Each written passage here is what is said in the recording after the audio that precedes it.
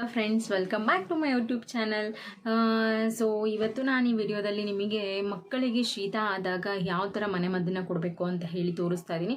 Just ವೀಳ್ಯದೆಲೆ ಮತ್ತು ದೊಡ್ಡ ಪತ್ರೆ ಅಂತ ಹೇಳ್ತೀವಿ, ದೊಡ್ಡ ಪತ್ರೆ ಮತ್ತು ತುಳಸಿ ಇದಿಷ್ಟನ್ನು ಯೂಸ್ ಮಾಡಿಕೊಂಡು ಯಾವ ಥರ ಮಕ್ಕಳಿಗೆ ಮನೆಮದ್ದನ್ನು ಮಾಡೋದು ಅಂತ ಹೇಳ್ತೀನಿ. ಜಾಸ್ತಿ ಔಷಧಿನ ಹಾಕೋದಕ್ಕಿಂತ ಈಸಿಯಾಗಿ ಇದನ್ನು ಮಾಡ್ಕೋಬೋದು. ಒಂದು 2 ಡೇಸ್ 3 ಡೇಸ್ ಕಂಟಿನ್ಯೂಸ್ ಹಾಕಿ ಡೈಲಿ ಮಾರ್ನಿಂಗ್ ಎದ್ದ ತಕ್ಷಣವೇ ಹಾಕಿ ಇದು ಆದಷ್ಟು ಬೇಗ ಕಡಿಮೆ ಆಗುತ್ತೆ.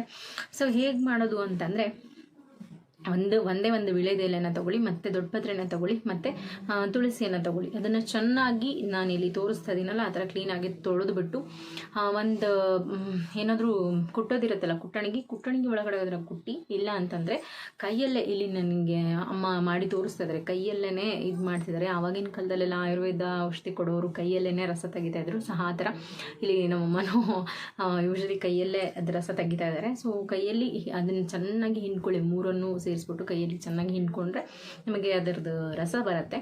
ಸೊ ಆ ರಸನ ಏನು ಮಾಡಬೇಕು ಅಂತಂದರೆ, ಒಂದು ಲೋಟದಲ್ಲಿ ಹಿಂಡ್ಕೊಂಡಿರ್ತೀರ ಅಥವಾ ಒಂದು ಬಟ್ಲಲ್ಲಿ ತೊಗೊಂಡಿರ್ತೀರ ಅಂದರೆ ಅದನ್ನು ಒಂದು ಸ್ಪೂನಲ್ಲಿ ತೊಗೊಳ್ಳಿ. 1.5 ವರ್ಷದ ಮೇಲ್ಪಟ್ಟ ಮಕ್ಕಳಿಗೆ ಆಯಿತು ಅಂತಂದರೆ ಅದನ್ನು ಹಾಗೇ ಹಾಕಬಹುದು. 1 ವರ್ಷ 1.5 ವರ್ಷದ ಪಟ್ಟ ಮಕ್ಕಳಿಗೆ ಹಾಗೆಯೇ ಅದಕ್ಕೆ ಒಂದು ಸ್ವಲ್ಪ ಜೇನುತುಪ್ಪವನ್ನು ಸೇರಿಸಿ ಹಾಕಬಹುದು.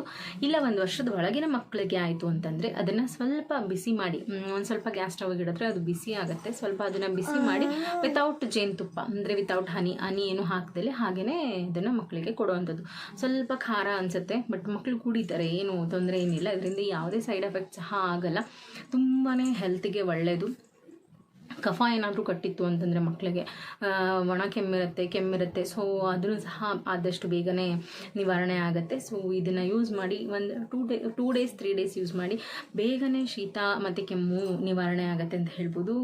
ನೀವು ನಿಮ್ಮ ಮನೇಲಿ ಈ ಥರ ಮನೆಮದ್ದನ್ನು ಯೂಸ್ ಮಾಡ್ತಾ ಇದ್ದೀರಿ ಅಂತಂದರೆ ನನಗೆ ಕಮೆಂಟ್ ಮಾಡಿ ತಿಳಿಸಿ. ಹಾಗೆ ಹೌದು, ನೀವು ಇವತ್ತು ನೋಡಿದ್ರಿ, ಹಾಗೆ ನಾನು ಬಂಗಾರದ ಹಾಗಲಕಾಯಿ ಮತ್ತು ಬೇವಿನಕಾಯಿ ಅಂತ ಹೇಳಿದೆ. ಸೊ ಅದೇನು ಅಂತ ಹೇಳಿ ನಾನು ತೋರಿಸ್ತೀನಿ. ಸೊ ಅದೇನು ಅಂತಂದರೆ ಇಲ್ಲಿದೆ ನೋಡಿ. ಸೊ ಇದು ಹಾಗಲಕಾಯಿ ಮತ್ತು ಬೇವಿನಕಾಯಿ. ಸೊ ನೋಡಿ, ಇದು ನಂದು ತಾಳಿ. ಯೂಶಲಾಗಿ ಇದು ಎರಡನ್ನೂ ಎಲ್ಲರೂ ಹಾಕ್ಕೊಂಡಿರ್ತಾರೆ. ಸೊ ಇದು ಲಕ್ಷ್ಮಿ ಡಾಲರು. ಸೊ ಕಾಣಿಸ್ತಿದೆ ಅನ್ಕೋತೀನಿ. ಸೊ ಇದು ಹಾಗಲಕಾಯಿ ಮತ್ತು ಇದು ಬೇವಿನಕಾಯಿ ಅಂತ ಹೇಳಿ. ಸೊ ಇದು ಲಕ್ಷ್ಮಿ ಡಾಲರು. ಸೊ ಇದನ್ನು ಸಹ ಎಲ್ಲರೂ ಹಾಕೋತಾರೆ. ಸೊ ಆದರೆ ಇದು ಹಾಗಲಕಾಯಿ ಬೇವಿನಕಾಯಿ ಅಂತ ಹೇಳಿ, ಇದು ನಮ್ಮ ಹಾವೇರಿ ಸೈಡ್, ಹೊನ್ನಾಳಿ ಸೈಡ್, ಆ ಕಡೆ ಹೊನ್ನಾಳಿಯಿಂದ ಆ ಕಡೆ ಜನ ಮತ್ತು ಹಾವೇರಿಯಿಂದ ಆ ಕಡೆ ಜನ ಇದನ್ನು ಹಾಕೋದು. ಸೊ ಯಾಕೆ ಹಾಕ್ತಾರೆ ಅಂತಂದರೆ, ನಮ್ಮ ಮನೇಲಿ ನಾನೇ ಹಿರಿ ಮಗಳು, ನಾನೇ ಒಬ್ಬಳೆ ಮಗಳು. ಸೊ ನಾನೇ ದೊಡ್ಡಳು, ನಾನೇ ಚಿಕ್ಕವಳು. ಸೊ ನಮ್ಮ ಮನೆಯವರು ಸಹ ಮೊದಲನೇವರು, ಅವರಿಬ್ಬರು ಮಕ್ಕಳು. ಸೊ ಅವರೇ ಮೊದಲನೇವರು. ಸೊ ಇಬ್ಬರು ದೊಡ್ಡವರಿದ್ದು ಅವ್ರಿಗೆ ಮದುವೆ ಮಾಡಿತು ಅಂತಂದರೆ ಇದೇನೋ ಹಾಗಲಕಾಯಿ ಮತ್ತು ಬೇವಿನಕಾಯಿ ಅಂತೇಳಿ ಹಾಕ್ತಾರೆ. ಏನೋ ಗೊತ್ತಿಲ್ಲ ಅದು ಏನು ಶಾಸ್ತ್ರ ಅಂತ ಹೇಳಿ.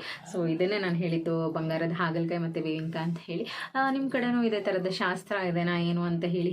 ಆ್ಯಂಡ್ ಇದು ನನಗೆ ಹೊಸದು ಅಂತ ಅನ್ನಿಸ್ತು, ನಾವು ಇದನ್ನು ಕೇಳಿರಲಿಲ್ಲ. ಸೊ ಹೊಸದು ಅನ್ನಿಸ್ತು, ಹಾಗಾಗಿ ಇದನ್ನು ತೋರಿಸ್ಬೇಕು ಅಂತ ಅಂದ್ಕೊಂಡೆ. ತುಂಬ ಜನ ಕೇಳ್ತಾರೆ, ಏನು ಇಷ್ಟೊಂದು ತಾಳೆ ಹಾಕೊಂಡ್ಬಿಟ್ಟಿದೆಯಾ ಏನು ಅಂತ ಹೇಳಿ. ಹಾಗಾಗಿ ನಾನು ಇದನ್ನು ನಿಮ್ಗೆ ತಿಳಿಸ್ಬೇಕು ಅಂತೇಳಿ ಅಂದ್ಕೊಂಡೆ, ಅಷ್ಟೇ, ಇನ್ನೇನು ಇಲ್ಲ. ಸೊ ನಿಮಗೆ ಈ ವಿಡಿಯೋ ಇಷ್ಟ ಆಗಿತ್ತು ಅಂತಂದರೆ ದಯವಿಟ್ಟು ಲೈಕ್ ಮಾಡಿ, ಶೇರ್ ಮಾಡಿ ಮತ್ತು ಕಮೆಂಟ್ ಮಾಡಿ. ನಿಮಗೆ ಈ ತಾಳಿ ಬಗ್ಗೆ ಗೊತ್ತಾ, ಈ ಹಾಗಲಕಾಯಿ ಬೇವಿನಕಾಯಿ ಬಗ್ಗೆ ಗೊತ್ತಾ, ನೀವು ಇದನ್ನೆಲ್ಲ ಹಾಕೋತೀರಾ, ನಂಬ್ತೀರಾ ಅಂತ ಹೇಳಿ ನನಗೆ ತಿಳಿಸಿ. ಅಥವಾ ನಿಮ್ಮ ಕಡೆಗೆ ಬೇರೆ ಯಾವ ಥರದ್ದು ತಾಳಿ ಹಾಕೋತೀರಾ, ಅಥವಾ ಬೇರೆ ಏನಾದರೂ ಎಕ್ಸ್ಟ್ರಾ ಹಾಕೋತೀರಾ ತಾಳಿ ಜೊತೆಗೆ ಅಂತ ಹೇಳಿನೂ ಸಹ ನನಗೆ ಕಮೆಂಟ್ ಮಾಡಿ ತಿಳಿಸಿ ಅಂತ ಹೇಳಿ ಹೇಳ್ತಾ ಇದ್ದೀನಿ. Thank you for watching. Bye, tata, take care.